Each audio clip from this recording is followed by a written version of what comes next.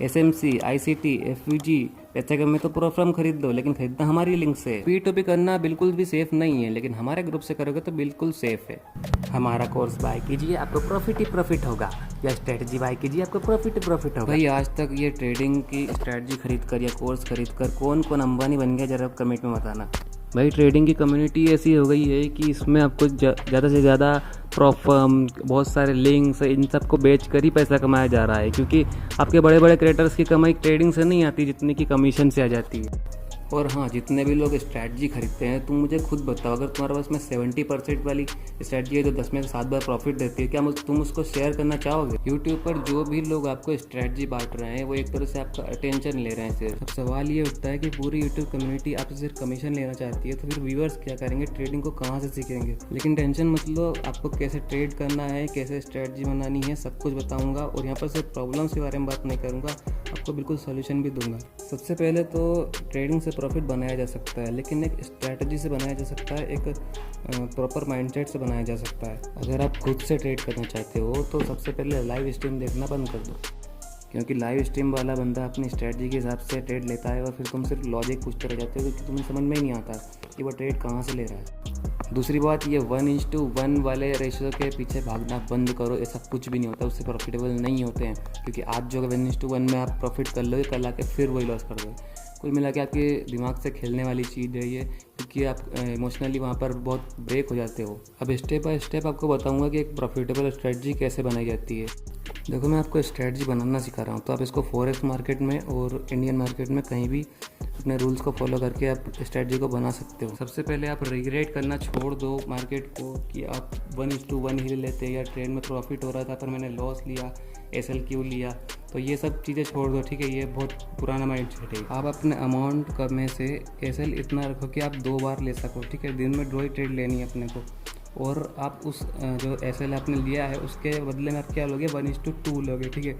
1:2 ही लोगे, क्योंकि अब जब 1:2 लोगे तो आपके पास में 4 SL रहने की ताकत आ जाएगी, ठीक है? तो आप उसके बाद में ट्रेड करते भी जाओ तो भी कोई दिक्कत नहीं है।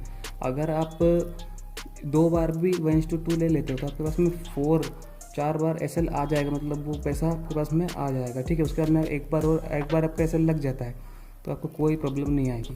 अब आपको जो रूल बताने वाला हूँ वो आपको स्ट्रिक्टली फॉलो करने हैं अपनी स्ट्रैटेजी के अंदर, ठीक है? मान लो आपके कैपिटल का वो अमाउंट जो आप 2 बार ऐसे ले सकते हो वो $10 है, ठीक है? मैं अभी फॉरेक्स के लिए बता रहा हूँ, तो $10 है आपका। अब आपको है ना वो पेयर चूज़ करना है जिसमें आपकी स्ट्रैटेजी सबसे ज़्यादा वर्क कर रही है। अब आपने पेयर चूज़ कर लिया है, तो एक पेयर में करो, ठीक है? एक पेयर में अगर महारत हासिल कर लोगे तो बहुत पैसा उससे बनाओगे। अब आपने जो है SL चूज़ कर लिया है। अब जैसे ही आप ट्रेड लेते हो तो आपका ट्रेड 1:1 चला जाता है, तो 1:1 चला जाता है तो आप ट्रेड को या तो SL को ट्रिल कर सकते हो या तो उसको कॉस्ट टू कॉस्ट ला सकते हो। आपको 1:1 पे बुक नहीं करना है, ठीक है? 1:50 या 1:75 चला जाता है तब आपको बुक करने के लिए ध्यान देना है। लेकिन तब भी अगर आपको लगता है कि मेरे फेवर में जा रहा है ट्रेड, तो उसको 1:2 तक जाने देना है। 2 जाने के बाद में आपको कोई भी वेट नहीं करना, वहाँ पे करना है, उस ट्रेड को जल्दी से वहीं पर काट देना है। ये वो रूल्स है जो आपको फॉलो करने ही है स्ट्रिक्टली। अब आपका जो स्ट्रेटजी बन के तैयार हो गया है, तो इसको आपको जितने भी पेयर्स हैं या जितने भी जो भी आपने पेयर्स चूज़ किया है जिसमें स्ट्रेटजी बना रहे हो, वर्क कर रहे हो, उसको आपको ये स्ट्रेटजी को बैक टेस्ट करना है पूरे 7 दिन तक, ठीक है? मंडे से लेके फ्राइडे तक आपको बैक टेस्ट करना है कि इसमें स्ट्रेटजी किस दिन आपको ज़्यादा प्रॉफिट दे रही है, किस दिन आपको लॉस दे रही है, किस दिन आपके ज़्यादा टारगेट हिट हो रहे हैं, किस दिन ज़्यादा आपके स्टॉप लॉस हिट हो रहे हैं। अब आपने जो स्ट्रेटजी को है पूरे 7 दिन टेस्ट कर लिया, यानी कि मंडे टू लेके फ्राइडे।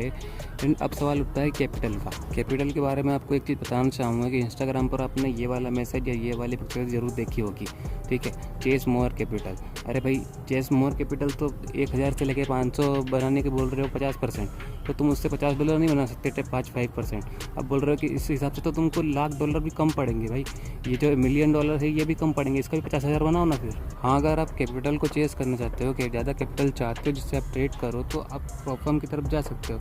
लेकिन प्रॉफर्म भी कौन सा? अगर आपके पास में इतना मनी है कि आप इंस्टेंट अकाउंट ले सको तो वही जाना, क्योंकि आपको स्टेप 2 स्टेप 1 वाले में तो आप पैसा उड़ा दोगे। जहाँ तक SL की बात है कि आप SL कैसे डिसाइड करोगे, तो भाई जिस भी पेयर में आप ट्रेड कर रहे हो, अगर आपको लगता है कि उस ट्रेड में जहाँ से मैं ट्रेड लेता हूँ वहाँ से 500 पॉइंट पीछे जा सकता है, या 400 पॉइंट पीछे जा सकता है, 40 पॉइंट पीछे जा सकता है, ट्रेड, तो आप वहाँ पर उस एसएल को डिसाइड कर सकते हो, ठीक है। उस उतने को मार्क कर लो और अपने क्वांटिटी उस हिसाब से रखो कि भाई बस $10 का ही आए उतना पॉइंट, या आपका $25 का ही आए, $20 का ही आए, ठीक है।